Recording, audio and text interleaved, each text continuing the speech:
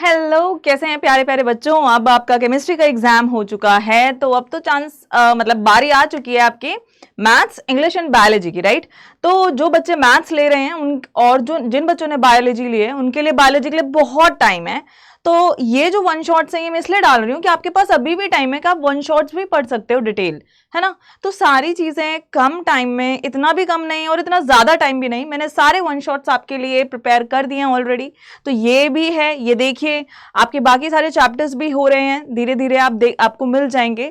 So here I am Neelam, your biology educator, and welcome to science Adda 24/7। तैयारी होनी चाहिए, जीत आपकी पक्की होनी चाहिए। और जीत पक्की करने के लिए आपको इंश्योर करना है कि उसके पीछे की जो जंग है, जो जिद है पढ़ने की, वो कम नहीं होनी चाहिए। वो कम हुई तो जीत में कोई मजा नहीं है। जीत में मजा तभी है जब आपके एफर्ट और आपकी मेहनत वहां पर हुई है, वरना तो किसी चीज का कोई मजा नहीं होता है। So here we are starting a new chapter, human health and disease, right. अब इस बीमारी में ह्यूमन की हेल्थ, ह्यूमंस को डिजीज कैसे होती हैं, कैसे हम उन बीमारियों से फाइट करते हैं, वो सारी चीजें इस सेशन में मैं आपको कराने वाली हूं।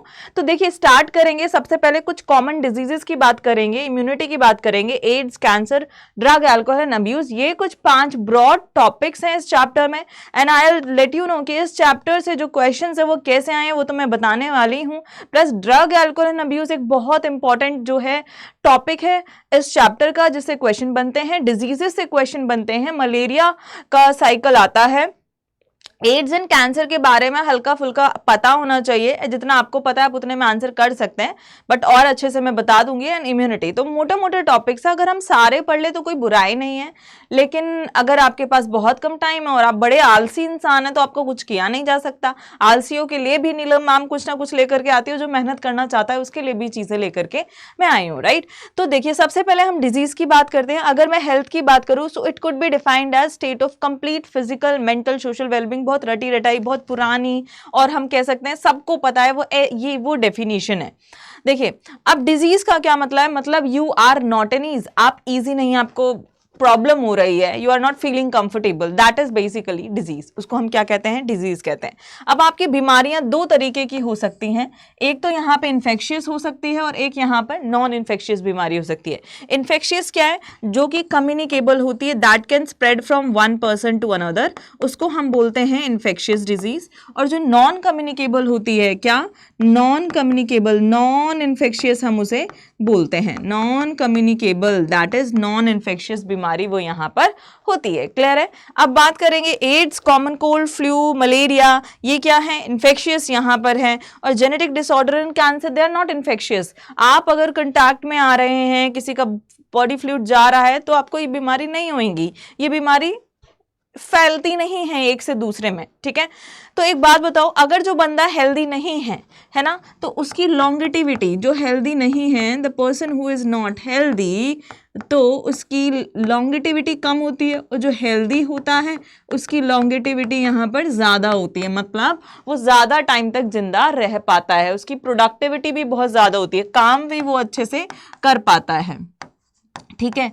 और जो हेल्दी बेटा नहीं है वो कैसे करेगा, हाय मम्मी मुझे दर्द हो गया है पैर में, मैं तो काम नहीं कर सकता। आप काम ही नहीं करेंगे, आप पड़े रहेंगे, आप सोते रहेंगे। फोन चलाने के लिए फिर भी थोड़ी हिम्मत आ जाती है, बेड पे लेटे लेटे चलाना है, वो आप करते रहोगे ना। और अगर आप हेल्दी हो तो पता नहीं चलेगा कि आप घर से कब निकल गए हो, क्रिकेट खेलने कब चले गए, कुछ गेम खेलने, and you will always feel excited, है ना, ये चीज होती है। अगर आप हेल्दी नहीं है तो ये सारे काम कुछ भी यहाँ पर नहीं होंगे। ओके, नेक्स्ट है बेटा, अब देखिए आपके पास बहुत सारी बीमारियां हैं, कैसे वो फैलती हैं, कौन सी बीमारी पानी से किस तरीके से कंटामिनेट होती है, किस तरीके से दूसरों में स्प्रेड होती है, मोड ऑफ ट्रांसमिशन क्या है, वो मैं आपको बता रही हूं। तो सबसे पहले मोड ऑफ ट्रांसमिशन में हम बात कर रहे हैं एयर ड्रॉपलेट और object bond, right. Air droplet के थ्रू अगर कोई बीमारी ट्रांसफर हो रही है, बैक्टीरियल डिजीज जैसे कि निमोनिया, डिप्थेरिया आपके पास है, निमोनिया एंड डिप्थेरिया क्या होता है, बैक्टीरियल डिजीज है, एंड ये एयर ड्रॉपलेट और ऑब्जेक्ट बॉन्ड डिजीज है, ये ट्रांसफर हो सकती है एक पर्सन से दूसरे में। Then if you will talk about the viral disease, common cold, smallpox, ये सारे क्या है, वायरल बीमारी है, ये भी इसी तरीके से स्प्रेड होती हैं। उसके बाद टाइफाइड एंड डिसेंट्री, अगेन ये contaminated water plus direct food से ट्रांसफर होती है। देन पोलियो भी अमीबियासिस भी यहाँ पर, एंड एस्कैरियासिस भी ऐसे ही होता है। तो सबसे ज्यादा बीमारियां जो हैं वो कंटेमिनेटेड वाटर या खाने से और या फिर ये किसी वेक्टर बॉर्न बीमारी से होती हैं। सबसे ज्यादा जो बीमारियां हैं ये दो, ठीक है। स्मॉल पॉक्स और टेटनस डायरेक्ट फूड से, इंसेक्ट देखो सॉइल से भी हो सकता है, सॉइल से डायरेक्ट पैथोजन आपकी बॉडी में चला गया है, ठीक है।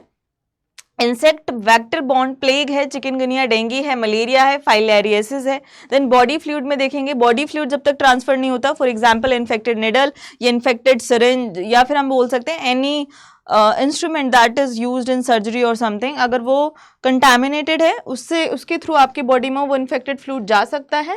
Then AIDS and trichomoniasis and syphilis हो सकता है किसी भी पर्सन को, ठीक है। अब बात करते हैं सीबीएसई 2024 के एक क्वेश्चन की, आप लोग मुझे कमेंट में इसका आंसर देना। It is very easy. In which of the following condition disease is there a substantial increase in the activity of mast cell.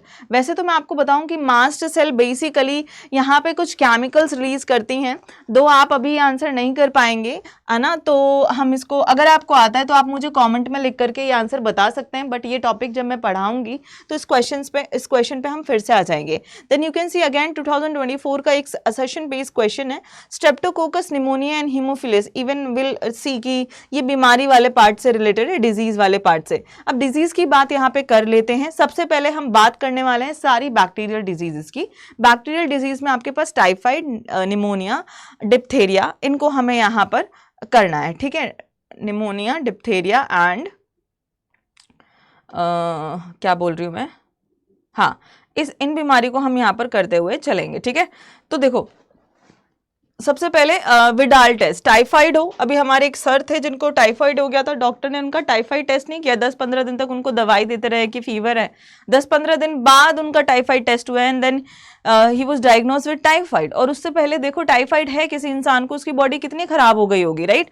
तो डायग्नोसिस बहुत इंपॉर्टेंट है, अगर डायग्नोसिस करेक्ट नहीं हुआ तो treatment, how a doctor can treat without even different things. Diagnosis का भी time होता है। फॉर एग्जाम्पल मैंने देखा कि आपको फीवर है, आपको ये okay, I have diagnosed, may be you are suffering from this particular disease, I will be going to treat you with certain medicine for these many days and after that I will change if your body will have the same symptoms. If your body having same symptoms again after treating, then I have to obviously change my treatment, right? उसके बाद क्या होता है कि अगर बंदे को 4 से ज्यादा दिन तक फीवर हो रहा है, may be I have to test for the typhoid, dengue, malaria, है ना, इन चीजों के लिए मुझे उनका टेस्ट कराना चाहिए।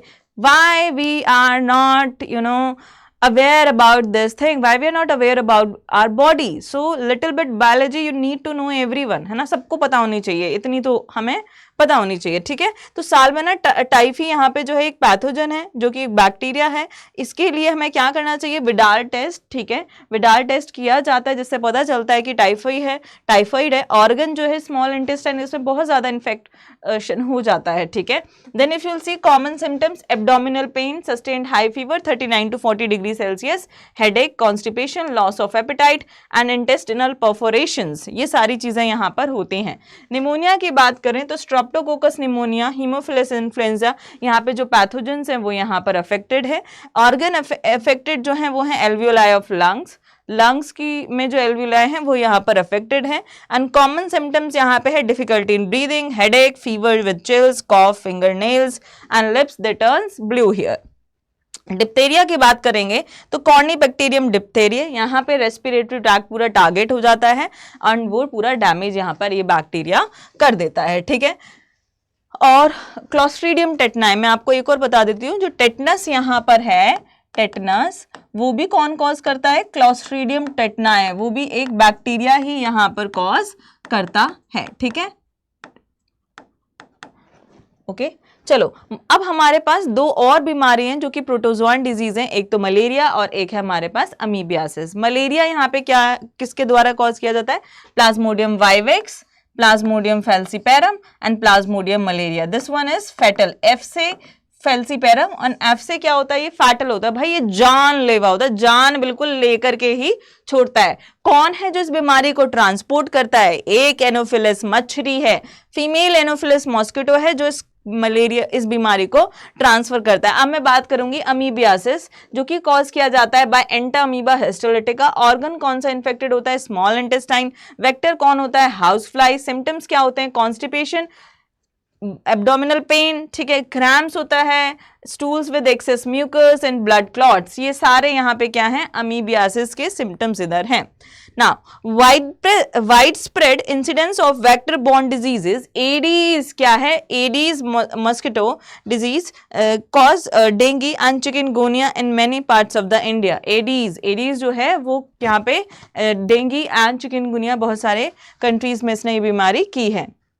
अब मैं आपको एक साइकिल बता देती हूँ, देखो बहुत अच्छे से याद रखना है। यहाँ पे किसी का हाथ है, ये हाथ है हेल्दी हाथ, यहाँ पे आया एक मच्छर उड़ता हुआ, इस मच्छर के पेट में क्या है? पैथोजन है। पैथोजन कौन है? एक प्रोटोजोआ, एक पैथोजन है जो बीमारी कर रहा है। प्रोटोजोआ कौन सा प्रोटोजोआ है? बोलो बोलो बोलो, प्रोटोजोआ कौन सा है और डेंजरस कौन सा है? यहाँ पे प्लाज्मोडियम मलेरिया कह लो, चाहे प्लाज्मोडियम फेल्सीपेरम।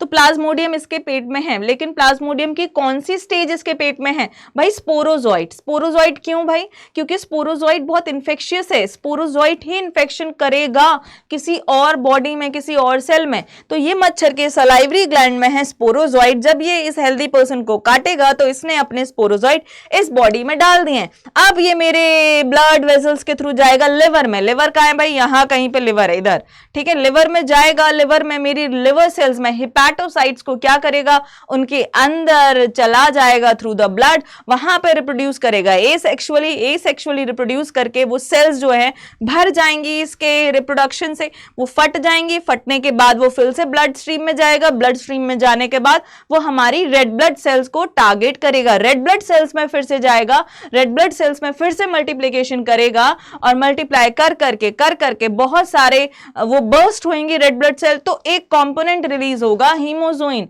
हीमोजोइन की वजह से क्या आएगा? कॉन्करेंट फीवर, लगातार 4 से 5 से 6 दिन तक कितना 9 से 40 डिग्री सेल्सियस तक टेम्परेचर यहाँ पर रहता है, और इसकी वजह से और भी रेड ब्लड सेल्स टारगेट होंगी। अगर डॉक्टर ने ट्रीट नहीं किया तो कंडीशंस काफी खराब हो जाएंगी। और उसी टाइम पर हमारी बॉडी में क्या हो रहा है? जब वो जो पैथोजन है वो बहुत सारी रेड ब्लड सेल्स को टारगेट कर रहा है, वो धीरे धीरे यहाँ पे सही हो रहा, मतलब अपना मल्टीप्लिकेशन बढ़ा रहा है, प्लस वो गैमेटोजेनेसिस भी कर रहा है ना। तो एक बार मैं यहाँ पर करके बता देती हूँ। देखो ये मच्छर ने इसको काटा, इसके अंदर स्पोरोजोइट आए, ब्लड के थ्रू लिवर सेल्स में गए, हिपैटोसाइट्स में जा करके इन्होंने एसेक्सुअल रिप्रोडक्शन किया, और एसेक्सुअल रिप्रोडक्शन के बाद इन्होंने ये पैरासाइट और ज्यादा रिलीज किए, काफी सारे हो गए। यहाँ पे इन्होंने रेड ब्लड सेल्स में को टारगेट किया, रेड ब्लड सेल्स में फिर से एसेक्सुअल रिप्रोडक्शन किया और रेड ब्लड सेल्स को बर्स्ट किया। रेड ब्लड सेल जैसे ही बर्स्ट हुई, यहाँ पे एक कंपाउंड रिलीज हुआ जिसको हम बोलते हैं हीमोजोइन। इस हीमोजोइन से क्या हुआ? फीवर हुआ। इससे क्या हुआ? फीवर हुआ। कितना? 39 to 40 degree Celsius concurrent fever यहाँ पर आ रहा था। अगेन ये रेड ब्लड सेल्स में अपने गैमीट्स भी फॉर्म कर रहा था, और ये गैमीट्स जब मुझे एक मच्छर फिर से काटा, अब मेरे इस हाथ पे काटा एक मच्छर ने, तो इस मच्छर की बॉडी में पैथोजन के, पैरासाइट के गैमीट्स चले गए। गैमीट्स इसकी बॉडी में जैसे ही गए, इन गैमीट्स ने इसकी बॉडी में जा करके, मच्छर के पेटू में जा करके फर्टिलाइजेशन किया, और मच्छर के पेटू में जा करके फर्टिलाइजेशन जैसे ही हुआ वो जायगोट बन गया, और जायगोट के बाहर बहुत सारी लेयर्स यहाँ पर बन गई हैं जो कि उसको प्रोटेक्ट कर रही हैं। सिस्ट, गांठ टाइप का यहाँ पर बन गया है, जिसको हम फिर से यहाँ पर स्पोरोजोइट्स बोलने लग गए हैं। और ये कौन है? मच्छर की सलाइवरी ग्लैंड है। अब मच्छर फिर से काटेगा तो फिर से एक हेल्दी पर्सन को क्या करेगा? इन्फेक्ट करेगा। इसने एक हेल्दी पर्सन को काटा, उसमें अपना पैरासाइट डाला, फिर एक अनहेल्दी पर्सन को काटा, वहां से पैरासाइट फिर से लिया, और ये ट्रांसफर साइकिल चलता जाएगा। ठीक है, तो प्राइमरी होस्ट कौन है इसका? सेकेंडरी होस्ट कौन है? बताइए कमेंट बॉक्स में लिख करके। Okay, let's move on to the next part. That is CBSE का next question है, the mosquito borne disease in human cause chronic inflammation of the lymphatic vessels. अभी ये मैंने पढ़ा ही नहीं है। अभी बात करेंगे कॉमन कोल्ड, जो कि एक वायरल डिजीज है। राइनो वायरस यहाँ पे क्या करता है? ये बीमारी इधर आपको कर देता है। ठीक है, प्लस में अगर हम बात करें सिम्टम्स, कंजेशन, नाक बंद हो जाती है ना, सांस नहीं आती है, डिस्चार्ज बहुत सारा नाक से, मुंह से चीज निकलता है, सोर थ्रोट, गला बहुत ऐसे अजीब सा रहता है, कॉफ, हेडेक, ये सारे सिम्टम्स यहाँ पर होते हैं। अब हम बात करेंगे फंगल डिजीजेस के 3 ग्रुप हैं, ट्राइकोफाइटन, एपिडर्मोफाइटन एंड माइक्रोस्पोरम। ये 3 ग्रुप ऑफ फंजाई क्या करते हैं, बहुत सारी बीमारियां यहाँ पे करते हैं। एग्जाम्पल हम बोल देते हैं एक रिंगवॉर्म, ये क्या बीमारी है, रिंगवॉर्म यहाँ पर हो गया। अब बच्चों को गलती, बच्चे क्या करते हैं, मैं गलती पहले ही बता दे रही हूँ, गलती क्या करते हो, आपको लगता है रिंगवॉर्म कोई वॉर्म कॉज कर रहा है, नहीं, बीमारी का नाम सिर्फ रिंगवॉर्म है, बट बीमारी वॉर्म नहीं कर रहा है, कौन कर रहा है, फंजाई कर रही है। सिम्टम्स क्या होते हैं, बहुत ज्यादा खुजली, रैशेस, इन्फ्लेमेशन हो जाता है, एंड जहां पर हीट एंड मॉइस्चर ज्यादा होगा, these fungi grow which makes them thrive in skin folds such as those in the groin and between the toes. ये जेनाइटल ऑर्गन्स में बहुत ज्यादा होते हैं, जो भी dark, humid and hot region होता है बॉडी का एंड ड्राई होता है, वहां पे ये बीमारी ज्यादा होने लगती है, ठीक है, इंटेंस इचिंग वहां पर होती है। ओके, नेक्स्ट है हमारे पास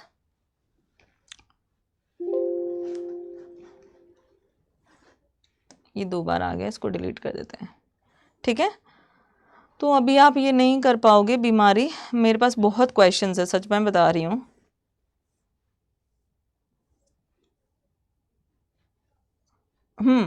एलिफेंटियासिस वाली बीमारी कहाँ गई है भाई?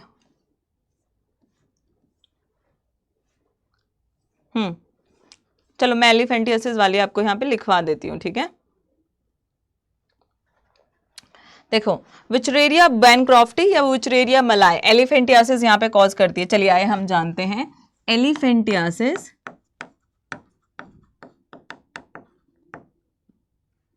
ठीक है। एलिफेंटियासिस, इसको हाथी पांव भी बोला जाता है, ठीक है। ये आपके किनको टारगेट करती है, लिम्फेटिक वेजल्स को, ठीक है। किनको टारगेट करती है ये, लिम्फेटिक वेजल्स को टारगेट करती है। एंड आपको मैं एक इंपॉर्टेंट चीज बताती हूँ, जो लिम्फेटिक वेजल्स है वो ज्यादातर लोअर बॉडी पार्ट में ये ज्यादा होते हैं। Lower body part contain maximum lymphatic vessels, contain more lymphatic vessels. अब क्या होता है देखिए यहाँ पे, ठीक है, ओके, ऑल राइट, ग्रेट। इस बीमारी को फाइलेरियासिस भी बोला जाता है। क्या बोला जाता है? फाइलेरियासिस भी बोला जाता है। क्यों बोलते हैं इसको फाइलेरियासिस? बिकॉज ये इन्फेक्ट की जाती है एक फाइलेरियल वॉर्म से, है ना। किससे? फाइलेरियल वॉर्म, फाइलेरियल वॉर्म, है ना। अब इस फाइलेरियल वॉर्म को क्या बोला जाता है? विचरेरिया बैनक्रॉफ्टी। 2 हैं हमारे पास, ये एग्जाम्पल लर्न कर लेना, विचरेरिया बैनक्रॉफ्टी एंड विचरेरिया मलाई, ठीक है, इसको स्मॉल रखते हैं। तो ये यहाँ पर ये बीमारी यहाँ पर आ गई, ठीक है, विचरेरिया मलाई एंड विचरेरिया बैनक्रॉफ्टी। अब ये कौन से बॉडी पार्ट को ज्यादा टारगेट करता है? आपके लिम्फेटिक वेजल्स में बहुत ज्यादा फ्लूइड यहाँ पर बढ़ जाता है। जैसे ही ये वॉर्म यहाँ पर आते हैं, फाइलेरियल वॉर्म, और लिम्फेटिक फ्लूइड जो है आपके लिम्फेटिक वेजल्स में काफ़ी ज़्यादा बढ़ जाता है, जिसकी वजह से जो ज़्यादातर पोर्शन है, ग्रॉइन रीजन यहाँ पर और जो लेग्स हैं वो ज़्यादा यहाँ पर क्या होते हैं, अफेक्ट होते हैं, हाथी पाँव, इसलिए हम इस बीमारी को इधर बोलते हैं। ये चीज़ आपको यहाँ पे ध्यान रखनी है, ठीक है। Okay, so one more thing, vector आपको पता है प्लाज्मोडियम का, लेकिन प्लाज्मोडियम का मुझे यहाँ पे एक प्रिवेंशन आपको बताना है, क्योंकि मैंने देखा है बहुत बार 2 या 3 नंबर के क्वेश्चन में ये चीज़ यहाँ पर आ जाती है, ठीक है। तो बेटा देखो, क्वेश्चंस का हिंट मैं दे रही हूँ, बट क्वेश्चंस थोड़े आगे पीछे हैं, तो I am not getting a proper idea कि मैं आपको कब कौन सा क्वेश्चन कराऊँ, क्योंकि मैं चाहती हूँ कि मैं पढ़ाने के बाद ही वो आपको कराऊँ, है ना। तो प्रिवेंशन, है ना, is always better than cure. अब प्रिवेंशन करना है मलेरिया से, तो कैसे किया जाना चाहिए आपको? Do not allow any stagnant water near by your place. जहां पर भी रुका हुआ पानी होगा वहां पर ये मच्छर के लार्वा पनपेंगे और यही बीमारी को ट्रांसफर करेंगे, है ना। क्या करेंगे? यही बीमारी को ट्रांसफर करेंगे। तो do not allow water stay around you, क्योंकि उसमें क्या होगा, ये मच्छर। यूज ऑयल स्पिल्स, क्या करना है? Use oil spills near by area, जहां पे पानी कलेक्टेड है वहां पे आप ऑयल डाल दो, जो कि मच्छरों को मार देता है ना। यूज मॉस्किटो रिपेलेंट,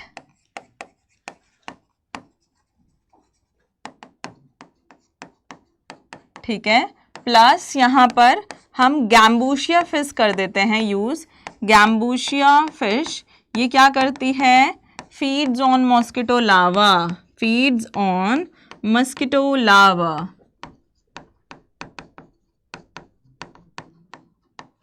ये क्या करती है, that feeds on mosquito larva, और उनको खा लेती है यहाँ पे। ठीक है, क्लियर हो गया? ओके, चलो आगे चलते हैं। लेट्स सी, एक क्वेश्चन यहाँ पे करा देती हूँ। देखो ये वाला तो, पहला वाला तो अभी नहीं होगा, पहले वाले के लिए मुझे और भी चीज़ें बतानी है। The mosquito borne disease in human, और देखो क्यूलेक्स है, जो एलिफेंटियासिस है ना, वो बेटा क्यूलेक्स करता है, यहाँ पे क्यूलेक्स है मॉस्किटो। तो disease in human causing chronic inflammation of lymphatic vessel, that is elephantiasis. ठीक है, ये क्लियर हो गया, और ये तो हमने कर ही लिया था। Plus disease broadly grouped into infectious and non infectious disease in the list given below, identify the infectious disease. तो आप बता सकते हैं, कमेंट बॉक्स में आंसर करिएगा। ठीक है, एलिफेंटियासिस हो गया। एक ये क्वेश्चन आया है, हाँ, identify A B C D and F in the table given below. Pneumonia, streptococcus, symptoms क्या होते हैं वो बताने हैं। टाइफाइड कौन करता है, साल्मोनेला टाइफी, सिम्टम्स ये हैं यहाँ पे। कॉमन कोल्ड, राइनोवायरस, नेसल कंजेशन हो जाता है। रिंग वॉर्म यहाँ पे कौन कॉज करता है, वॉर्म नहीं करता है, कौन करता है, फंजाई करते हैं। एपिडर्मोफाइटन, ट्राइकोफाइटन, माइक्रोस्पोरम, ये इसके सिम्टम्स हो गए।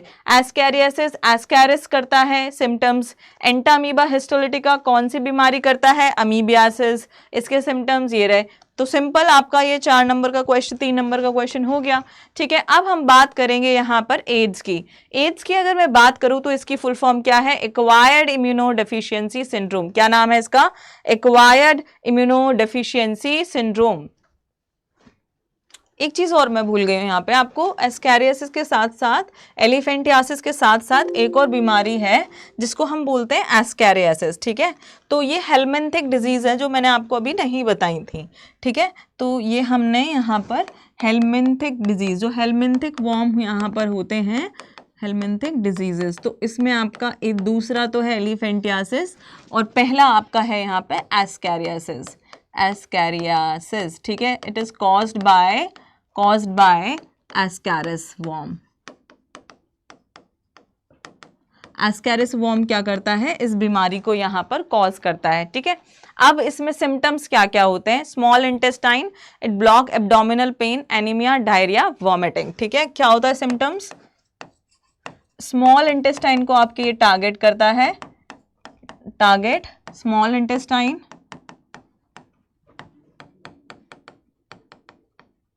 ठीक है, स्मॉल इंटेस्टाइन को ये टारगेट करेगा। यहाँ पे वॉमिटिंग होगी, डायरिया होगा, एब्डोमिनल पेन,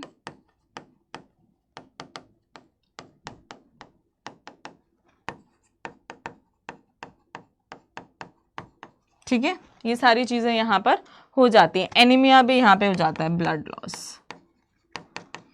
ओके, चलो, सो ये we are done with this. Now will talk about definitely AIDS. AIDS क्या है यहाँ पे, एक्वायर्ड इम्यूनोडेफिशिएंसी सिंड्रोम। और सबसे पहले मुझे आपको ये बताना है कि इसकी फुल फॉर्म तो बेसिक, भाई जिसको कुछ ABCD भी नहीं आती है बायो की, ये आना चाहिए, एक्वायर्ड इम्यूनोडेफिशिएंसी सिंड्रोम। ठीक है, it is acquired immunodeficiency syndrome. ठीक है, so AIDS was first reported in 1981, killed almost more than 25 million person in last 25 years, और लास्ट 25 सालों में इसने ऑलमोस्ट कितने 25 मिलियन लोगों को ये मार डाला है इसने। वर्ल्ड एड्स डे 1 दिसंबर को सेलिब्रेट किया जाता है। प्लस ये इसका जो पैथोजन है वो कौन है, HIV, ह्यूमन इम्यूनोडेफिशिएंसी वायरस। ये कौन है, ह्यूमन इम्यूनोडेफिशिएंसी वायरस जो है, ये क्या करता है, बीमारी करता है। इस वायरस के बारे में एक और चीज़ बतानी है, ये बिलोंग करता है रेट्रो वायरस से। रेट्रो वायरस का मतलब क्या है कि इसका जीनोम यहाँ पर क्या रहेगा, RNA रहेगा। जीनोम क्या रहेगा यहाँ पे, इसका DNA नहीं रहता है बेटा, RNA रहता है। ठीक है, एक सेकेंड, चलो अब देखते हैं टाइम लैग। देखो मैं बताती हूँ कुछ और चीजें। एड्स कोज, ठीक है ये तो हो गया, I have told you that already. Time lag between few months to many years, मतलब ये कुछ महीने में भी अपना पनप सकता है और आपको पता चल जाए। और कई कई बार ऐसा होता है कि 5 से 10 साल तक ये रैपिडली ग्रोथ करता रहता है, बट हमें भनक ही नहीं होती है। तो ये बीमारी जब इतने साल ग्रो कर जाती है, ये पैथोजन, उसके बाद हमें इसको संभालना, इससे बचना बहुत मुश्किल हो पाता है। एड्स को अभी तक क्योर नहीं किया जा रहा है। So AIDS is a non congenital fatal and infectious disease and syndrome means group of symptoms. यहाँ पे आपको बहुत सारे सिम्टम्स मिलेंगे बिकॉज आपका इम्यून सिस्टम ही यहाँ पर वीक हो चुका है। ये सिंबल होता है एड्स का, ठीक है। अभी देखिए एक क्वेश्चन आपके सामने आया है, describe the life cycle of HIV from time of it entry into the human body till full blown AIDS set in. तो ये आपको 5 नंबर का क्वेश्चन है, इसमें आपको क्या क्या लिखना है मैं आपको वो बताती हूँ।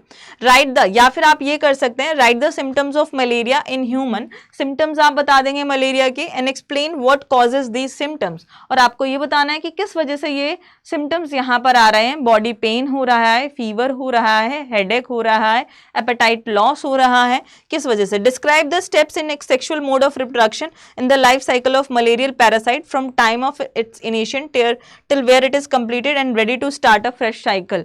मतलब आपको सेक्सुअल मोड उसका बताना है, मतलब गैमीट्स पेट में गए, फर्टिलाइजेशन हुआ, but you have to explain कि वो फिर से कहां से शुरू करता है। तो आप पूरा लाइफ साइकिल यहाँ पे बना देना, ठीक है।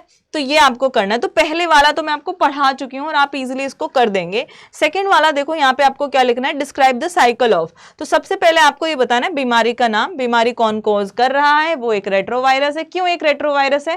बिकॉज इसमें आरएनए जेनेटिक मटेरियल है, ये वायरल आरएनए कोर है, ये वायरल आरएनए कोर, ये इसका डीएनए, ये वायरल प्रोटीन। अब ये क्या करेगा, वायरल कोर प्रोटीन की जो कोट है वो बाहर रह जाएगी, डीएनए जो है इसके अंदर जाएगा। हमने माइक्रोब्स इन ह्यूमन वेलफेयर में भी देखा है कि अगर कोई इंफॉर्मेशन किसी वन सेल से दूसरी सेल में जा रही है तो वो कौन करता है, डीएनए या आरएनए यहाँ पे करता है, not protein. Protein is not the genetic material, DNA is the genetic material, but RNA can also act as.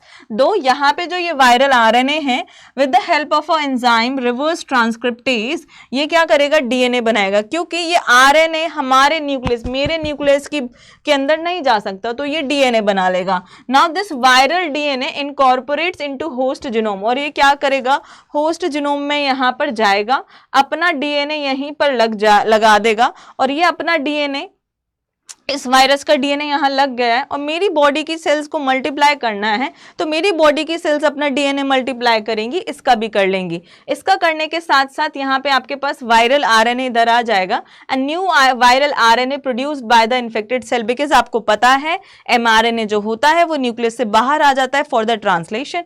ये वायरल आरएनए के पास सारे मैसेजेस हैं क्या, इसका डीएनए, इसकी प्रोटीन कोड सब बनाने का, इसका आरएनए बनाने का। तो यहाँ पे आपके पास कुछ और वायरस आ गए और ये और वायरस आपकी सेल को ब्रेक करेंगे and they are ready to infect the other cell. This is how the HIV life cycle. You can make it in the form of flow chart, and आप देखो flow chart बना देना plus 5 point यहां पर लिख देना एक एक लाइन के, you will get 5 mark total. But अगर आपने सिर्फ 5 पॉइंट लिखे, ये नहीं बनाया, तो आपको फिर भी टीचर यहां पे नंबर काट लेगी, ठीक है। देखिए AIDS, national AIDS control organisation, जो नाको वाला गाना गा देना है, ठीक है। कौन इसके बारे में अवेयर कराता है लोगों को, कौन इस चीज के बारे में बताता है, देख रेख करता है, तो नेशनल कंट्रोल ऑर्गेनाइजेशन। और आपको पता है एनजीओज तो होती हैं, non governmental organisations, they are doing very well to educate people and aware people about the AIDS, right. अब इसके लिए टेस्ट जो होता है वो होता है एलाइजा। एलाइजा क्या है, एंजाइम लिंक्ड, क्या है ELISA, enzyme linked immunosorbent assay, immunosorbent assay, ठीक है। Enzyme linked immunosorbent assay, it work on the basis, इसका जो प्रिंसिपल है, सिद्धांत है, वो किसके ऊपर काम करता है, एंटीजन एंटीबॉडी इंटरेक्शन के ऊपर। एंटीजन एंटीबॉडी इंटरेक्शन के ऊपर ये क्या करता है, काम यहां पर करता है, ठीक है। क्लियर हो गया। अब प्रिवेंशन ऑफ एड्स कैसे किया जाना चाहिए, देखिए, avoid intercourse with multiple plus unknown partners.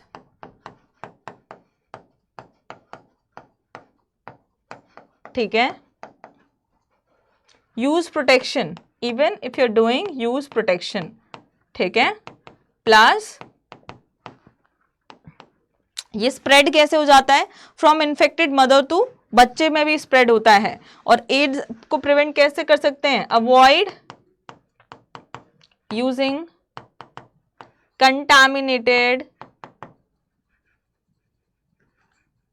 Blood transfusion. ठीक है, plus avoid using contaminated. Contaminated का मतलब समझे, या सिर्फ दिमाग में हल्ला मच रहा है कि कंटामिनेटेड है क्या? कंटामिनेटेड का मतलब क्या है कि वो उस पैथोजन से मतलब है, इसमें कोई जैसे खाना है उसमें वो पर्टिकुलर बैक्टीरिया, तो that food is contaminated with that bacteria. ठीक है, सिरिंज बोल सकते हैं या surgical instruments, surgical instrument. Clear? चलो आगे, अब आगे चलते हैं। नॉर्मल देखो, अब बात करेंगे कैंसर।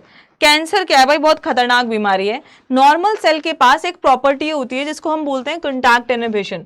आपके पास एक सेल है, ये सेल के पास नॉर्मली क्या है, जैसे कि ये देखो, ये है आपकी ये सेल है ना, आपकी एक नॉर्मल सेल है, ये क्या कर रही है, डिवाइड कर रही है भाई, ये अलग अलग तरीके से डिवाइड कर रही है, डिवाइड कर रही है, ठीक है, कंट्रोल डिवाइड कर रही है। लेकिन कैंसेरियस सेल के पास क्या होता है, देखो मान लो इस ये इतना डिवाइड हो गई, अब ये कह रही है भाई और जरूरत नहीं है, तो ये डिवाइड नहीं करेंगे, कॉन्टैक्ट में आ गए, इनहिबिट करेंगे डिवीजन, कॉन्टैक्ट इनहिबिशन होता है। आपको मैंने यहाँ पे 10 लोग भर दिए, इस रूम में 10 लोगों की जगह है, तो आप एक दूसरे से अटैच टच हो गए तो कहोगे भाई और लोग नहीं आ पाएंगे, बस वाले कितने बच्चे लोग चढ़ा रहा है बस में, तू और नहीं बैठ पाएंगे यहाँ पे, है ना, जब ज्यादा टच होने लग जाते हैं हम किसी से। बट ये सेल को कोई फर्क ही नहीं पड़ता है, कैंसेरियस सेल लॉस्ट कर देती है contact inhibition and they continue to divide. और ये क्या करती हैं, they continue to divide, uncontrolled division होता है। यहां पे क्या होता है, अनकंट्रोल्ड डिवीजन यहां पर होता है, अनकंट्रोल्ड डिवीजन इधर होने लगता है। एंड अनकंट्रोल्ड डिवीजन की वजह से क्लस्टर ऑफ सेल्स, गुच्छा बन जाता है, क्लस्टर ऑफ सेल्स हो जाते हैं। प्लस ये क्लस्टर ऑफ सेल्स क्या करते हैं, ग्रोथ फैक्टर इनिशिएट करते हैं, यहां से ग्रोथ फैक्टर रिलीज होता है। ये ग्रोथ फैक्टर क्या करता है, इन सेल्स को और स्टिमुलेट करता है कि भाई तुम और ग्रो करो, स्टिमुलेट करेगा, ये और ग्रो करेंगी, और यहाँ पे ये क्या बन जाता है, ट्यूमर इधर बन जाता है। This is basically what, tumour इधर यहां पर बन गया। Okay, so that is what it is. AIDS is caused by HIV. Among the following, which one is not a mode of transmission of HIV? So write down in the comment box what is the answer. Differentiate between malignant and benign tumor. Name and explain the most feared property of malignant tumor. ये तो बहुत interesting question है, तो 3 number आपके इस slide से पक्के हैं अगर ये क्वेश्चन आ गया तो। ठीक है, देखिए बिनाइन ट्यूमर क्या होता है, नॉट वेरी डेंजरस, ये इतना डेंजरस नहीं होता है, आई मीन लेट्स से कि ये डेंजरस है। एंड मैं बता देती हूँ, कैंसर जो है बेसिकली डेडलीस्ट डिजीज है, डेडलीस्ट डिजीज है cancer. Different type of cancer होते हैं, skin cancer, breast cancer, lung cancer, blood cancer. ठीक है, इसमें क्या होता है, इसके पास एक प्रॉपर्टी नहीं होती है जिसको हम बोलते हैं क्या, मेटास्टेटस। ठीक है, क्या प्रॉपर्टी नहीं होती है इसके पास, मेटास्टेटस यहाँ पे प्रॉपर्टी नहीं होती है। मतलब ये लोग क्या करते हैं, एक ही जगह पर यहाँ पे रहते हैं, ये स्प्रेड नहीं होते। So they are confined to one region only, they are confined to one region, it do not spread from one place to another, it do not spread from one place to another. ठीक है, ये एक से दूसरी place पर नहीं जाता है। ओके, लेकिन अगर मैं मैलिग्नेंट की बात करूं, सो दे आर मोर डेंजरस, ये क्या है, मोर डेंजरस है, even they it is fatal basically, they are not confined to one reason,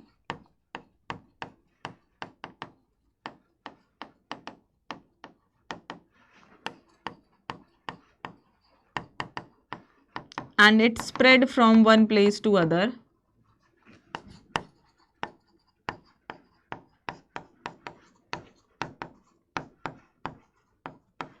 और ये जो प्रॉपर्टी है मेटास्टेसिस, जिसकी वजह से यहाँ पे ऐसा पॉसिबल हो पाता है। तो आप अलग अलग पॉइंट में एक्सप्लेन कर देना, डिफरेंशिएट बिटवीन इसके बीच में कर देना, वो लेस हार्मफुल, वो more harmful, and name and explain the most feared property of malignant tumor, that is metastasis, because this is a property through which it can spread from one place to another. The cluster of cell, the tumor can spread from one place to another and it target multiple organs in the body. ठीक है, clear है?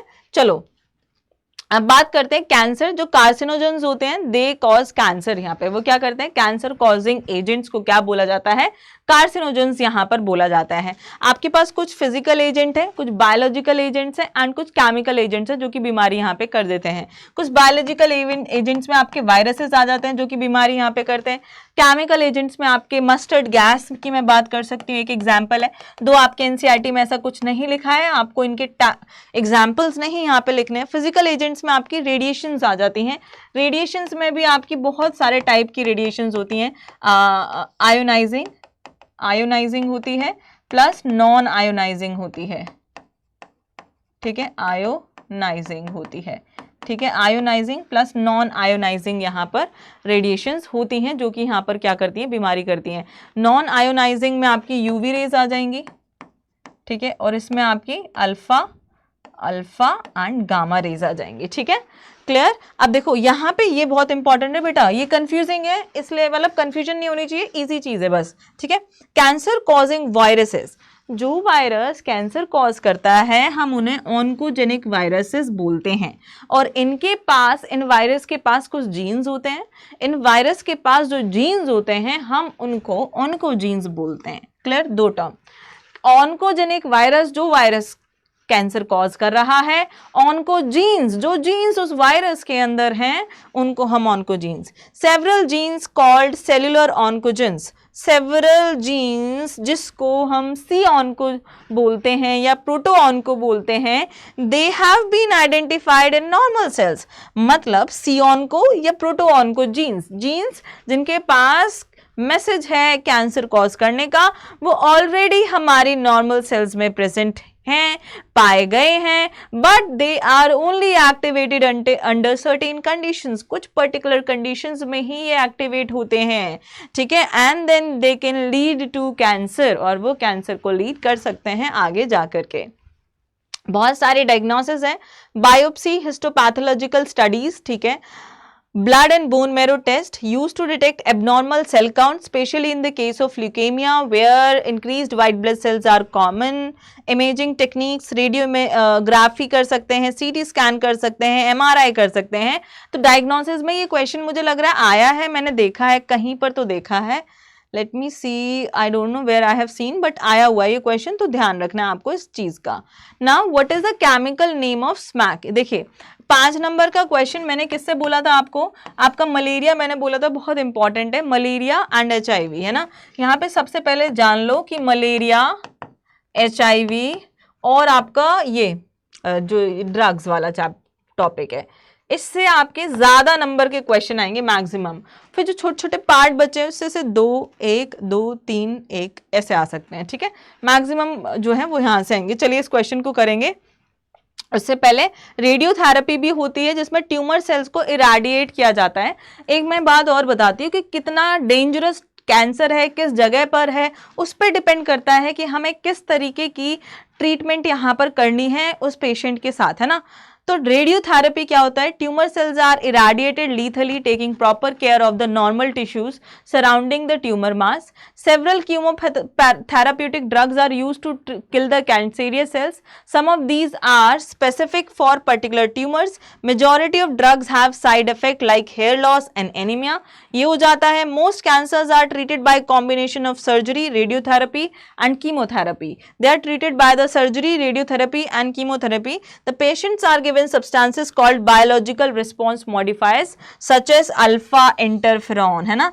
जो patients हैं उनको दिए जाते हैं कुछ सब्सटेंस जिसको बोलते हैं alpha interferons, which activate their immune system. वो हमारे इम्यून सिस्टम को और ज्यादा एक्टिवेट करता है और बचाता है बाय सर्टेन थिंग्स जो कि हमारे ऑर्गन्स को डिस्ट्रॉय कर दे। ठीक है, नेक्स्ट है चलो अब ये वाला ड्रग अल्कोहल एंड अब्यूज पे आ जाते हैं, ओपियोइड्स की बात करते हैं। मैं इम्यूनिटी सबसे लास्ट में आपको पढ़ाऊंगी, ठीक है, इम्यूनिटी सबसे लास्ट में पढ़ाऊंगी। आपके जो ड्रग्स हैं यहाँ पर 3 तरीके के हैं। एक तो है आपके पास ओपियोइड्स है, आपके पास कैनाबिनॉइड्स है, ठीक है, और आपके पास एल्कलॉइड्स है, ठीक है, क्या है, एल्कलॉइड्स। अब इस टॉपिक के ये 3 मेजर पार्ट है जहां से क्वेश्चन बनते हैं, ठीक है, और majority of these are obtained from the flowering plant, some are obtained from fungi.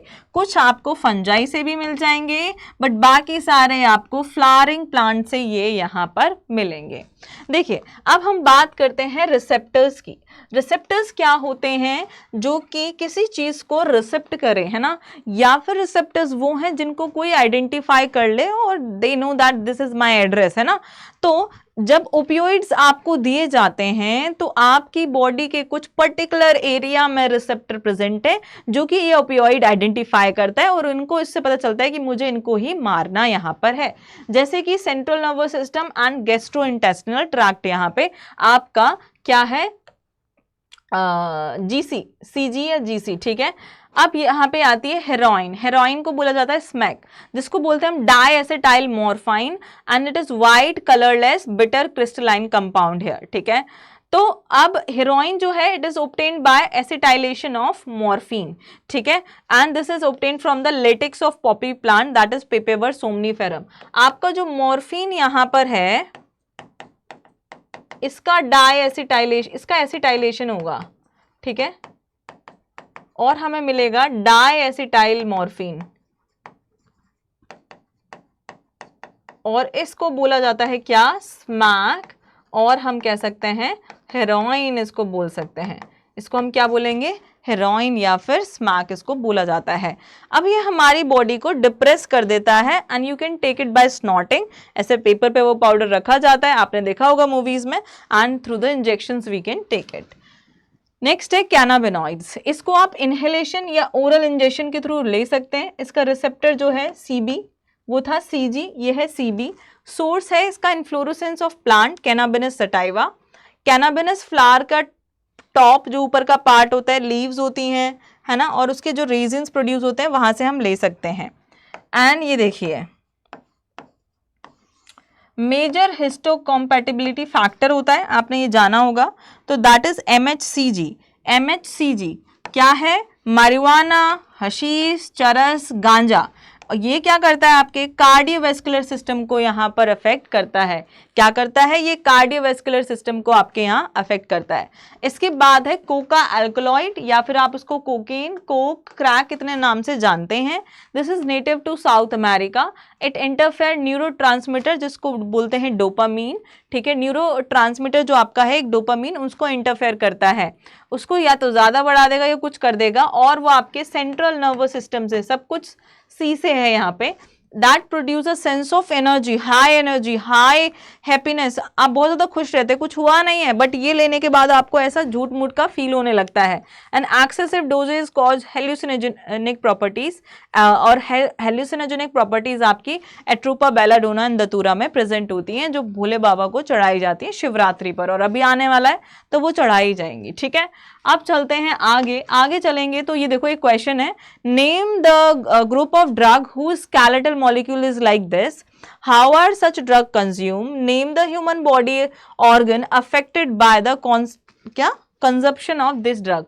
और कौन सी जो वो है वो इस ड्रग्स बेसिकली ये ड्रग जो है वो हमें किससे मिलता है, प्लस हम कहाँ इसे लेते हैं।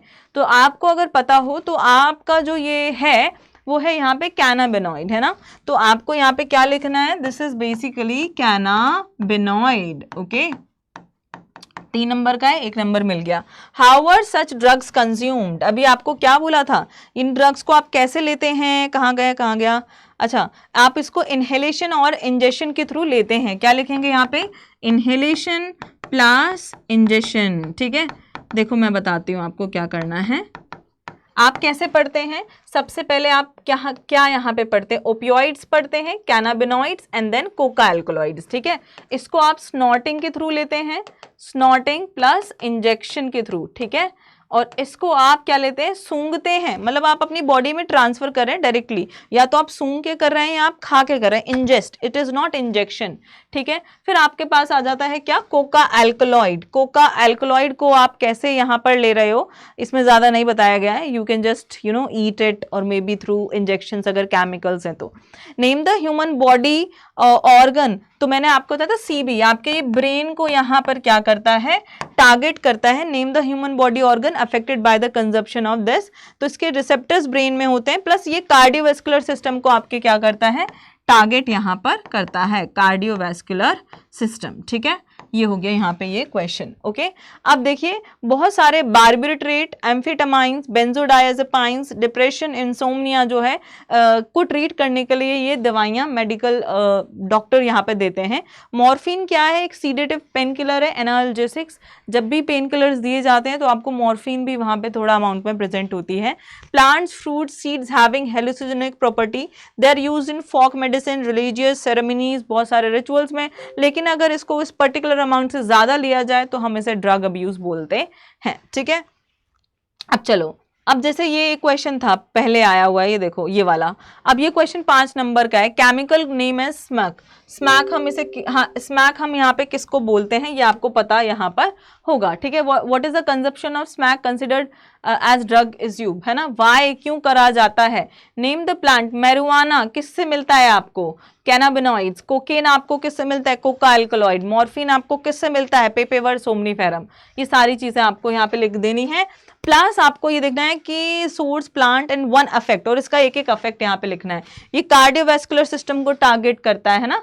कोकेन यहाँ पे क्या करता है, कोकेन आपके क्या बोलते हैं हम इसे,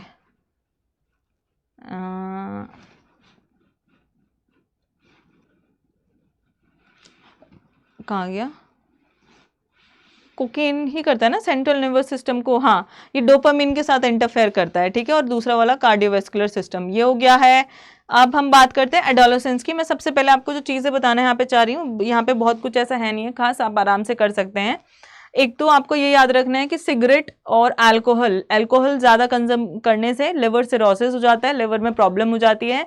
सिगरेट्स, टोबैको में निकोटीन होता है, वो आपकी बॉडी में एड्रेनालाइन एंड नॉर एड्रेनालाइन का रश कर देता है, जिसकी वजह से आपकी हार्ट बीट बहुत ज्यादा तेज हो जाती है, ठीक है। ये चीजें दो इंपॉर्टेंट पॉइंट जो याद करने हैं, बाकी के ये रहे। एडोलेसेंस क्या होता है, bridge linking childhood and adulthood, 12 to 18 years वाला, इसमें आपको सब चीज ट्राई करने का बहुत मन करता है।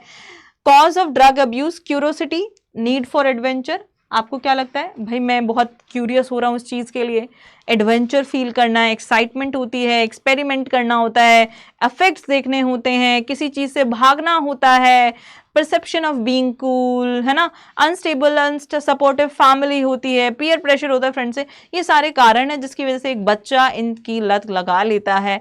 एंड एडिक्शन एंड डिपेंडेंस, जब आप इसके ऊपर एडिक्ट हो जाते हो तो अगर आप इसको छोड़ने की कोशिश करते हो तो बहुत सिम्टम्स होते हैं, उस सिम्टम से डरना नहीं होता है क्योंकि आपको निकलना है तो आपको वो करना ही होगा। इफेक्ट्स क्या है, आपके academic performance, mental and financial stress बहुत ज्यादा हो जाता है, and you are prone to hepatitis B, liver cirrhosis, AIDS, and misuse of narcotic, analgesic, anabolic steroids, diuretics and certain hormones, ठीक है। अब चलते हैं आगे, हेरोइन इज ऑब्टेन्ड फ्रॉम, ये भी आप लिख दोगे, और प्रिवेंशन आप कैसे करते हैं, दीज आर द फैक्ट, और आप हमेशा किसी से बात तो जरूर करें अगर आपको ऐसा फील हो रहा है। अब हम लास्ट टॉपिक की बात करेंगे जो कि है यहाँ पर क्या बेटा, इम्यूनिटी की बात कर लेते हैं। इम्यूनिटी क्या है, ये हमारी बॉडी की ओवरऑल एबिलिटी है to fight from certain things, है ना, कि आप यहाँ पे क्या करो, फाइट करो उन चीजों से, that is basically what immunity, ठीक है, उसी को हम बोलते हैं इम्यूनिटी। अब ये इम्यूनिटी क्या है, कौन यहाँ पे इन्वॉल्व है इम्यूनिटी में, हमारा इम्यून सिस्टम यहाँ पर इन्वॉल्व है, हमारी बॉडी को बचाने में। Different type of immune system के पार्ट्स हैं जो कि आपको यहाँ पर दिख जाएंगे, ठीक है। जैसे कि हम यहाँ पे बात करेंगे इन्नेट, कंजेनाइटल, स्पेसिफिक डिजीज हैं, बहुत सारी हैं यहाँ पे, एक सेकेंड, डिजीज नहीं कह रही हूँ,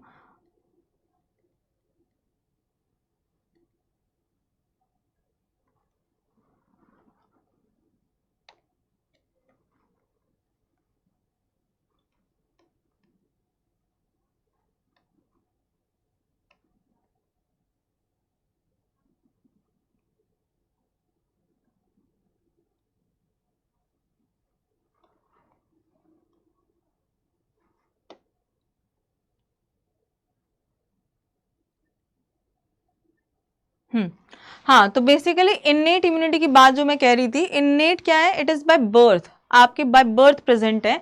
आप मान लो आपको क्या पता, बाय बर्थ प्रेजेंट, इसको क्या पता कि दुनिया में क्या चल रहा है क्या नहीं चल रहा है, कौन सा पैथोजन है, कि मैं सिर्फ इसको ही मारूंगी, है ना।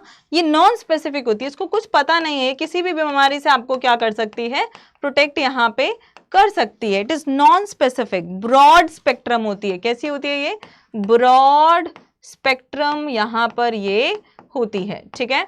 और अगर हम इसकी बात करें स्पेसिफिक, अडैप्टेड एंड एक्वायर्ड की, तो it is present after birth, ये नैरो स्पेक्ट्रम है, you have gain it after birth, specific है, आपको पता चला अच्छा ये पैथोजन है, आप उससे पर्टिकुलर आपकी बॉडी को डिफेंड कर रही है, ठीक है। तो इससे इट इज नैरो स्पेक्ट्रम,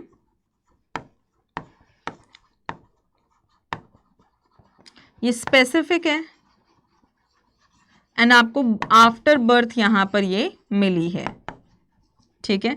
अब हम ना कुछ डिफरेंस पढ़ते हैं जो कि इसके अंडर हम पढ़ते हैं।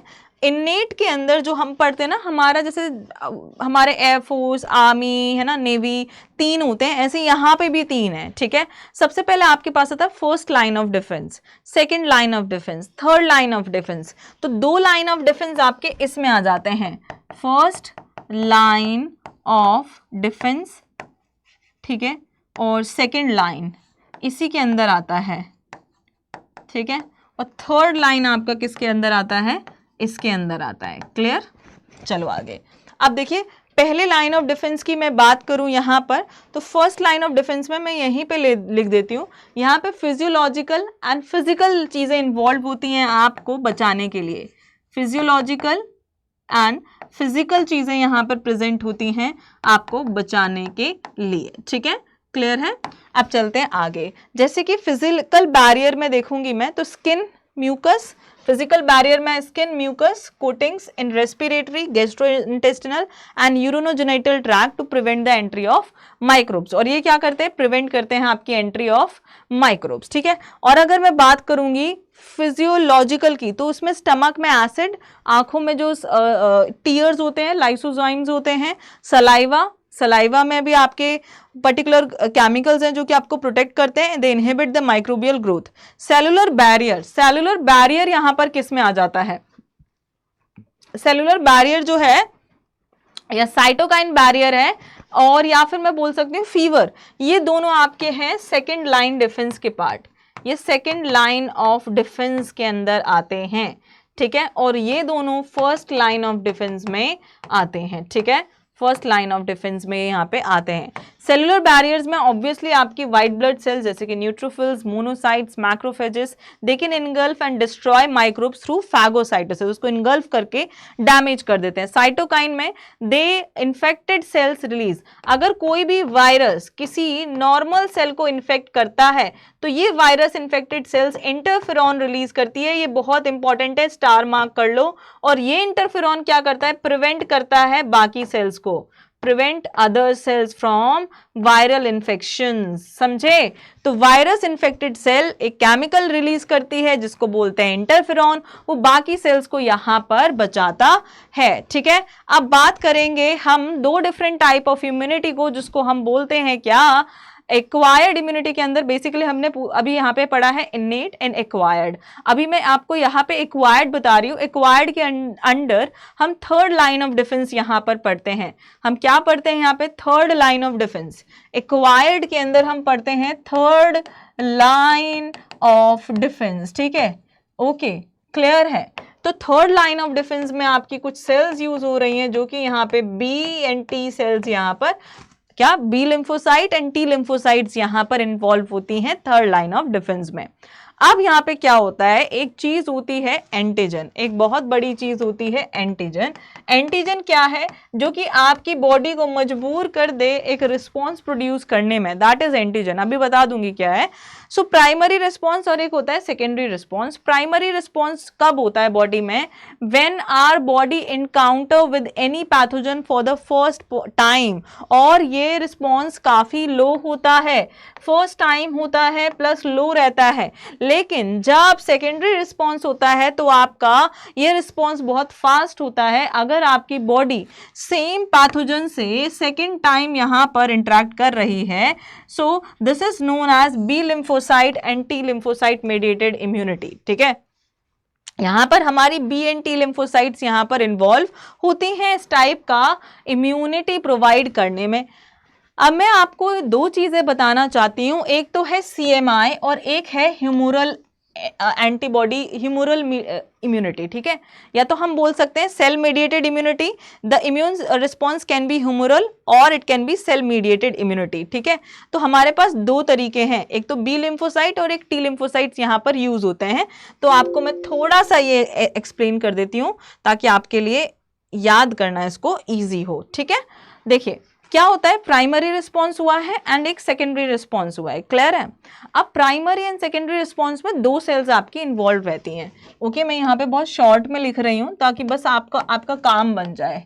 प्राइमरी रिस्पॉन्स आपका होता है और एक आपका होता है सेकेंडरी रिस्पॉन्स. ठीक है बेटा, आप देखो क्या होता है, यहाँ पे आती हैं दो सेल्स यहाँ पर आती हैं जो कि इन्वॉल्व होती हैं. ठीक है, so here you have two different cell, two cells यहां पर इन्वॉल्व है. ठीक है, दो सेल्स यहां पर इन्वॉल्व है. उन दो सेल में कौन कौन सी सेल है, एक तो आपके पास बी सेल है, बी लिम्फोसाइट, और एक बोल सकते हैं हम टी सेल है. ठीक है, ये बी सेल जब भी इसके पास पैथोजन, जब भी कोई पैथोजन यहां पे आया, जब भी कोई एंटीजन, फॉरेन पार्टिकल क्या कहलाता है, एंटीजन यहाँ पर आया, तो हमारी सेल ने क्या किया, हमारी सेल ने मल्टीप्लाई किया. इस बी सेल ने क्या किया, मल्टीप्लाई किया, और मल्टीप्लाई करके यहाँ पर दो सेल्स इसने फर्दर इधर बनाई. दो सेल्स इसने यहाँ पर कौन कौन सी बनाई, एक तो बनाई प्लाज्मा सेल और एक बनाई यहाँ पर मेमोरी सेल. एक प्लाज्मा सेल और यहाँ पर मेमोरी सेल, दो तरीके की सेल ये बनाती है. ये प्लाज्मा सेल क्या करती है, और डिवाइड करती है, और क्या बनाती है, यहाँ पर आर्मी ऑफ प्रोटीन्स बनाती है जिसको हम बोलते हैं एंटीबॉडी. क्या बनाती है, एंटीबॉडी, जिसको हम बोलते हैं आर्मी ऑफ प्रोटीन्स. और ये आर्मी ऑफ प्रोटीन्स यहाँ पे क्या करते हैं, आपको एंटीजन से बचाते हैं. दे प्रोटेक्ट यू फ्रॉम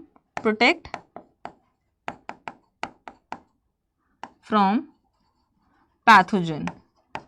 इसको बेटा हम कौन सी इम्यूनिटी बोलते हैं, इसी को हम बोलते हैं यहाँ पर ह्यूमरल इम्यूनिटी. क्या बोलते हैं, ह्यूमरल इम्यूनिटी. ठीक है, अब देखो बात करते हैं हम टी सेल की. टी सेल में आपकी क्या करती है, टी सेल यहाँ पे मल्टीप्लाई करती है जब भी यहाँ पर कोई एंटीजन आता है, और ये यहाँ पे आपको different type of cell produce करती है. एक तो आपके पास टी हेल्पर सेल होती है. ठीक है, एक आपके पास टीसी सेल होती है ना, और एक आपके पास मेमोरी सेल होती है. ठीक है, ये क्या करती है, ये हेल्प करती है, help B cell to produce antibody. ठीक है, एंटीबॉडी प्रोड्यूस कराती है. और ये क्या करती है, direct interact with pathogen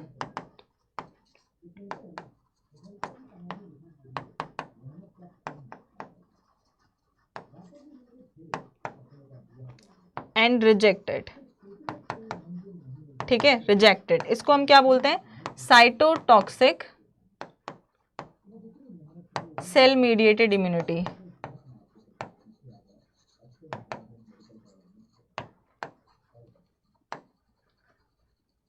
cytotoxic cell mediated immunity इसको हम बोलते हैं. ये इंपॉर्टेंट यहाँ पर हो गई है. ठीक है, क्लियर है, ये चीज यहाँ पर है. तो आपको साइटोटॉक्सिक एंड सेल मीडिएटेड यहाँ पर अब अच्छे से पता होना चाहिए. ओके, अब हम बात करेंगे एक्टिव एंड पैसिव इम्यूनिटी की.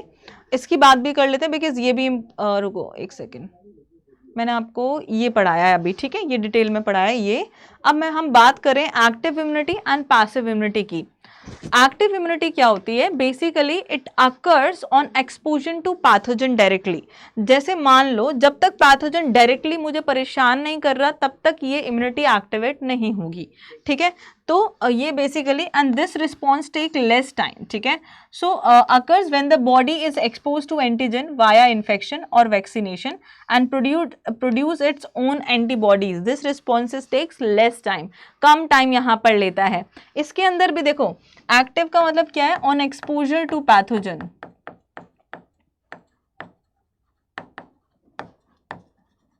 ठीक है, ऑन एक्सपोजर टू पैथोजन। अब ऑन एक्सपोजर टू पैथोजन में आपके पास नेचुरल भी हो सकता है कि पैथोजन नेचुरली एक्सपोज किया गया है या आर्टिफिशियली किया गया है। ठीक है, देखो आर्टिफिशियल में आपके पास जो एग्जाम्पल्स यहाँ पे आएंगे वो आएंगे वैक्सीन। क्या आएंगे यहाँ पे?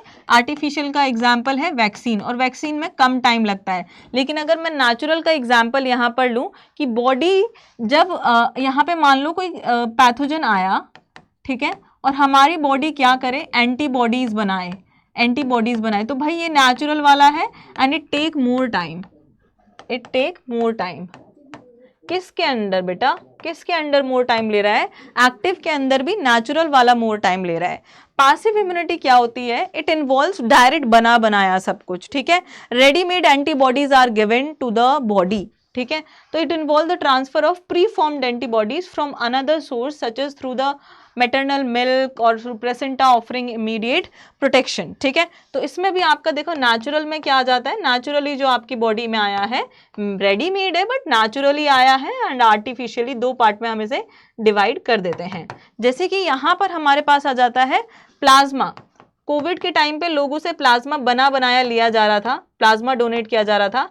एंटीवेनॉम इंजेक्शंस होते हैं वो दिए जाते हैं, वो भी यही है। नेचुरल में आपके पास IgA है जो प्लेसेंटा से क्रॉस करती है, IgG है आपके पास, है ना, ये डिफरेंट एंटीबॉडीज यहाँ पर हैं। IgG सॉरी प्लेसेंटा से क्रॉस करती है, IgA कोलेस्ट्रम में मिलती है। ठीक है, this is in the colostrum and ये प्लेसेंटा से आपके पास आती है। देखो मैं वन शॉट है बट मैंने करा दिया है क्योंकि यार बच्चों को इस चीज़ में कंफ्यूजन रहती है, मैं नहीं चाहती कोई कंफ्यूजन यहाँ पर आपको हो। ठीक है, अभी मैंने एलर्जी नहीं पढ़ाई, ये क्वेश्चन एलर्जी से रिलेटेड ही है। हाँ, so approach in immunisation and vaccination क्या है? This is the approach to enhance your bodies, है ना। इम्यूनाइजेशन क्या है? आपकी इम्यूनिटी को स्ट्रांग करना। एक अप्रोच है जिससे कि आपकी बॉडी स्ट्रांग हो जाए, आपका इम्यून सिस्टम इन्हांस हो जाए किसी पर्टिकुलर बीमारी से बचने के लिए। ये काम किया जा सकता है वैक्सीनेशन से। तो vaccination can lead to immunization, काढ़ा पीना can lead to immunization, workout करना can lead to immunization. So vaccination is also a part. Sometimes quick immune response required, so performed antibodies, antitoxins, या ये भी हम दे सकते हैं। इस तरीके से भी इम्यूनाइजेशन किया जा सकता है। ठीक है, ये एक केस बेस्ड स्टडी क्वेश्चन है, आप लोग ट्राई करना। और अगर आप लोग ट्राई करके नहीं आता है तो मैंने एक लाइव सेशन लिया हुआ है, लास्ट आप देखेंगे, केस बेस्ड स्टडी का प्लेलिस्ट में जाकर के चेक करेंगे, मिल जाएगा, आप वहां पे इसका सॉल्यूशन देख सकते हैं। एंटीबॉडी मॉलिक्यूल, चलो देखो ये क्वेश्चन आया 2024 में, तो मैं आपको ये बता देती हूँ। एलर्जीज क्या होती है? Exaggerated response of immune system to certain antigens present in our environment is called as allergy, है ना। अब एंटीजेंस भाई यहाँ पे कौन आता है? बात ये आती है कि एंटीजेंस यहाँ पर कौन है। ठीक है, एंटीजन होते कौन है? एंटीजन डस्ट पार्टिकल्स कुछ भी हो सकते हैं, मतलब एलर्जेंस, पोलन ग्रेन, व्हीट, और कोई भी एनिमल डेंजर। तो एलर्जेंस कौन हो सकते हैं? Dust, pollen grains, animal danger. ठीक है, डस्ट है, पोलन ग्रेन है, एनिमल डेंजर है। ठीक है, गेहूं से भी लोगों को एलर्जी होती है, दे कैन बी एलर्जेंस। अब जब एलर्जी होती है तो हमारी बॉडी सेल्स में क्या होता है? हमारी बॉडी सेल्स में जो मास्ट सेल्स होती हैं, मास्ट सेल, वो यहाँ पे क्या रिलीज करती हैं? दो चीजें रिलीज करती हैं, और वो है सेरोटोनिन एंड हिस्टामाइन, जिसकी वजह से हमें ये जो एलर्जी सिम्टम्स देखने के लिए मिलते हैं वो मिलते हैं, और इसको बोलते हैं हम हिस्टामाइन। ठीक है, एलर्जी को ट्रीट करने के लिए क्या क्या देना चाहिए? सिम्टम्स यहाँ पे क्या क्या हो सकते हैं? सिम्टम्स यहाँ पे क्या हो सकते हैं? टीयर्स, देखो स्नीजिंग, ठीक है, आंखों में वाटरी आईज, रनी नोज, ठीक है, नाक में से पानी आना, ये भी हो सकता है, स्नीजिंग भी हो सकती है, इचिंग भी हो सकती है बॉडी में, स्किन पर। ठीक है, ये सिम्टम्स यहां पर हो सकते हैं। IgE, देखो जब भी एलर्जी बॉडी में ज्यादा होगी आपको IgE एंटीबॉडी सबसे ज्यादा बॉडी में मिलेगी, और प्लस कुछ ड्रग्स हम यहाँ पर उनको दे सकते हैं अगर हमें ट्रीट करना है एलर्जी से। एंटीहिस्टामाइंस दे सकते हैं, स्टेरॉइड्स दे सकते हैं, एड्रेनलिन दे सकते हैं। ठीक है, क्या? एंटीहिस्टामाइंस स्टेरॉइड्स, एड्रेनलिन। ठीक है, ये सारी चीजें हम यहाँ पर दे सकते हैं। अब हम बात करने वाले हैं एंटीबॉडी की। एंटीबॉडी के बारे में आपको जितनी चीजें याद रखनी है मैं वो आपको यहाँ पे बता रही हूँ, उतना ही आपको याद रखना है, उससे ज्यादा आपको कुछ यहाँ पे याद नहीं रखना। इसको हम इम्यूनोग्लोबुलिन बोल सकते हैं। ठीक है, हम इसे क्या बोल सकते हैं? इम्यूनोग्लोबुलिन बोला जा सकता है इसे, ग्लाइकोप्रोटीन।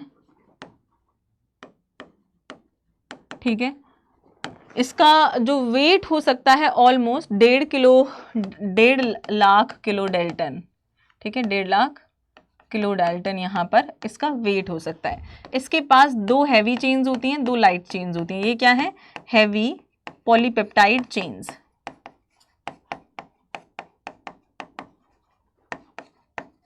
एंड ये light polypeptide chains.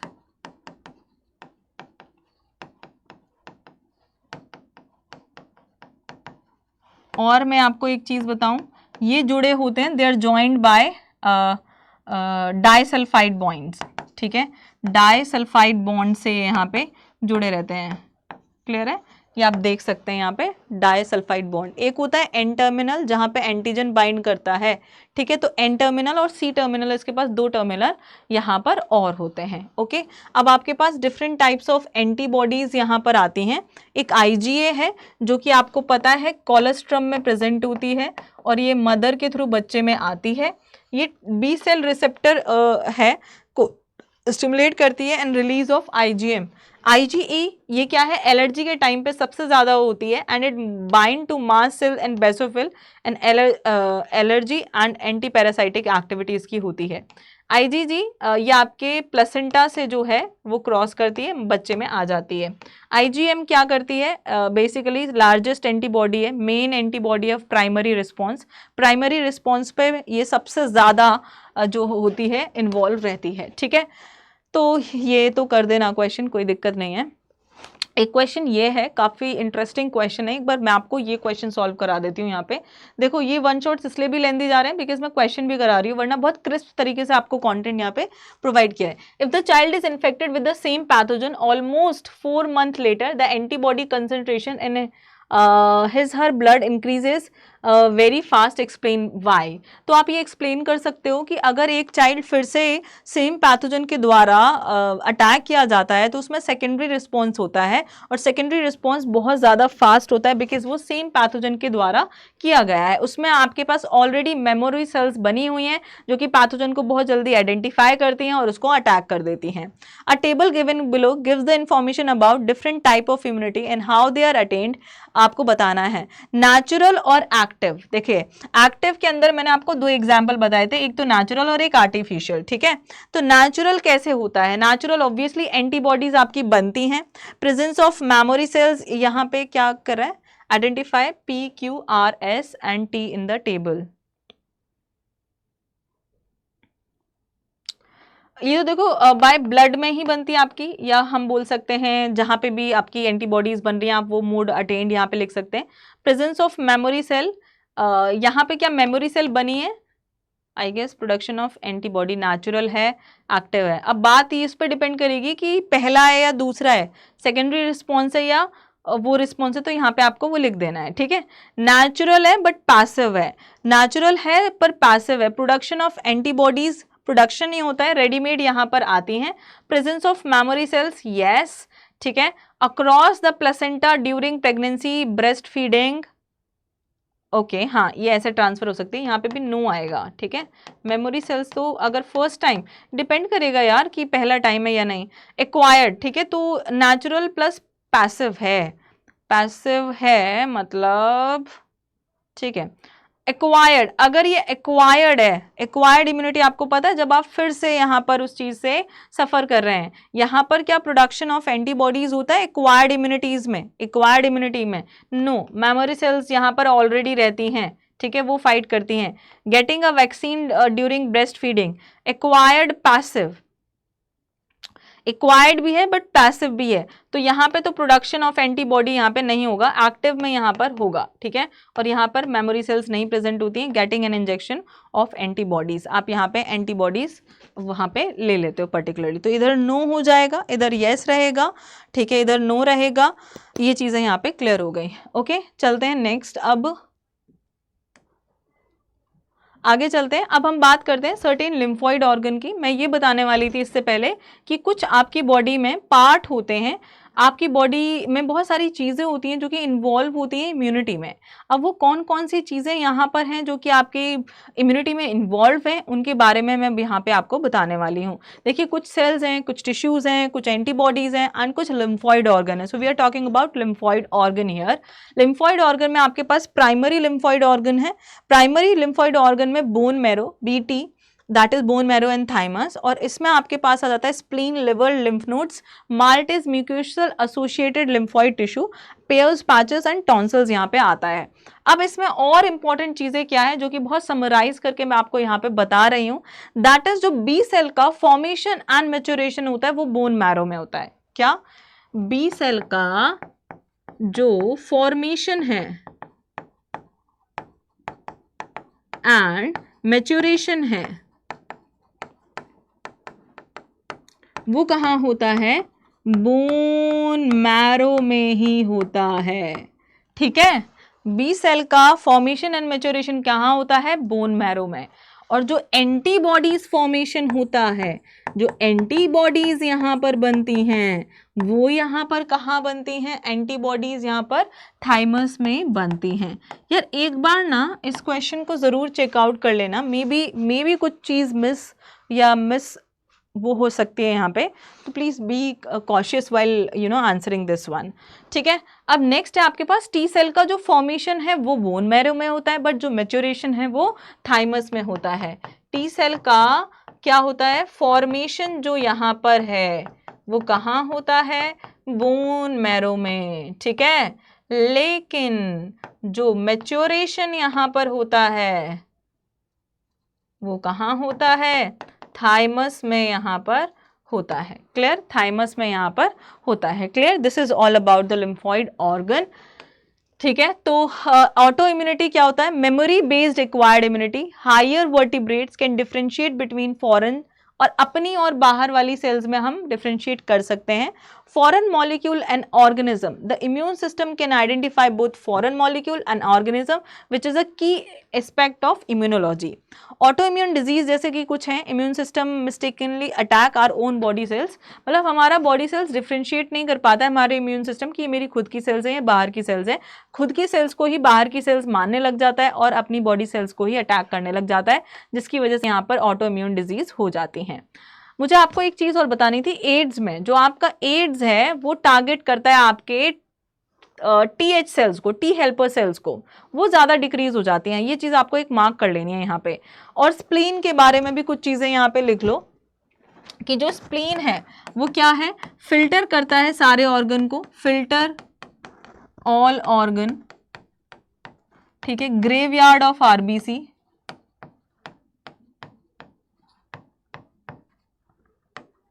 Been shaped organ है,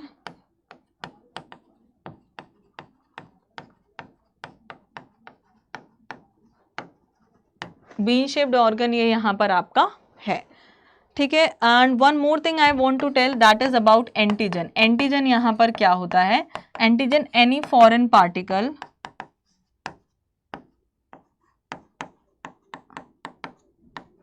जिसके पास इम्यूनोजेनेसिटी होती है, जिसके पास क्या होती है? इम्यूनोजेनेसिटी, जो आपके इम्यून सिस्टम को एक्टिवेट कर सकता है, दैट इज बेसिकली एंटीजन, ठीक है। क्लियर है? तो ये हो गया। हाँ, ये क्वेश्चन है, a farmer while working on his farm was bitten by poisonous snake. He was rushed to a nearby health center where the doctor gave him injection to save his life. What did the doctor inject and why? Doctor injected an antivenom क्योंकि हमें यहाँ पर direct बनी बनाई artificial antibodies चाहिए, या हम बोल सकते हैं ताकि वो तुरंत उसके ऊपर असर कर जाए, फास्ट रिस्पॉन्स यहाँ पर हो। Name the kind of immunity provided by this injection. The type of immunity was passive artificial immunity was provided by the doctor. ठीक है, तो ये आपके 2 नंबर यहाँ पर आपको मिल गए। ठीक है, क्लियर। तो ये था हमारा पूरा का पूरा chapter. I have completed everything here, सारे क्वेश्चंस भी बता दिए कैसे कैसे आए हैं। So this was all about. Thank you so much for watching this session. Do let me know in the comment box कैसा लगा और आपको हेल्प हो रही है नहीं, तैयारी कैसी चल रही है। आप अपनी फीलिंग्स को शेयर कर सकते हैं। And if you want the PDF, आपको क्या करना है, neelam.rajput@adda। बेटर है आप इस पे ना मुझे बोलें, आप ना अड्डा ऐप डाउनलोड करें, वहाँ पे बायोलॉजी बाय नीलम मैम की कम्युनिटी को फॉलो करो, वहाँ आपको पीडीएफ मिल जाएगी। या फिर हम आपको एक जगह और है संजीवनी, जहाँ पर आपको ये सारी चीज़ें मिल जाएंगी। ठीक है, तो thank you so much for watching. Have a great day ahead.